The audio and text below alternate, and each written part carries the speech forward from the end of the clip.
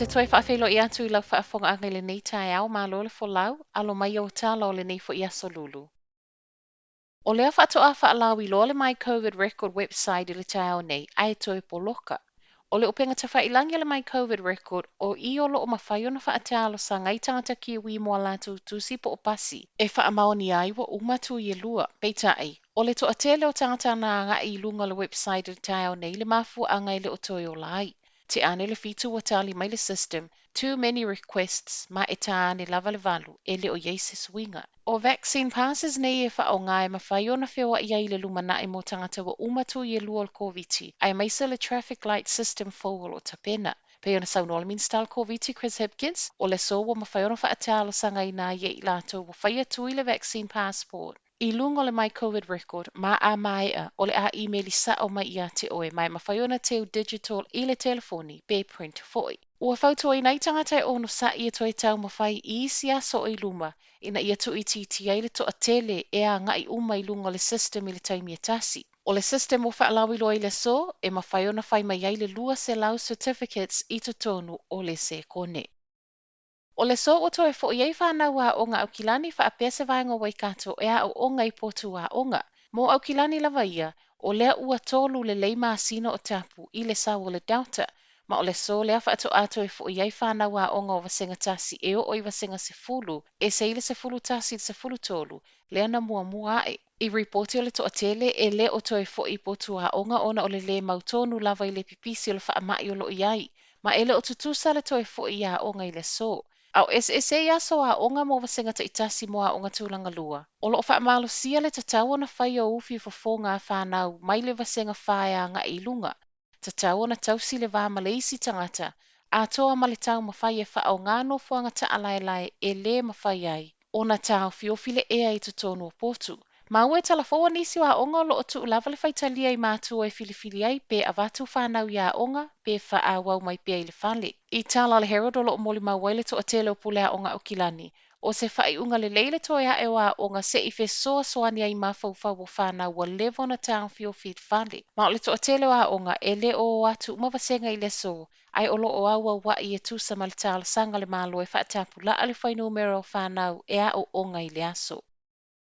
Tala no ai a onga e a toa le leila vai aso a onga le tamaititi a onga I sa sae o Aukilani, ma le leiloa wa maua le COVID. O le tamaititi a onga le Pakuranga Heights, ma I se tusi mai le pule a onga o loo whaasala lau I lunga le upinga te whailangi le a onga. O le asa maua a o iai le a onga mai le aso valu, I le aso se fulu lua o November. Sa wai malvala au le soifua malolo ina ye ilato uma o ta ua close contacts, e faanofoesea le fale maanga I mo siaki. Ua tāpuni ai ma le aonga mo le vaiaso a toa le nei, ma o le asunga fua le vaiaso nei whaato ai loa I le aonga, e iai le matua malana whanau wa mau le siama. E le na o Pakuranga Heights le aonga I Aukilani o ripotia mai le faamaonia o whanau po o whai aonga a o onga I le lapata inga vaenga tolu o lo iai pia nei. Ua tu mai I lalo aso e faanofoesea cases faamaonia wa umatu I lua o le COVID. Se fulu aso le o sui ai nei le umi o le piriota e faanofoesea I lato nei, ai se fulu wha mo I lato I le I whai atui. E o lava fo I lato o ta ua close contacts, o le o tu mai I le na o le fitu aso, ai le to e se fulu wha.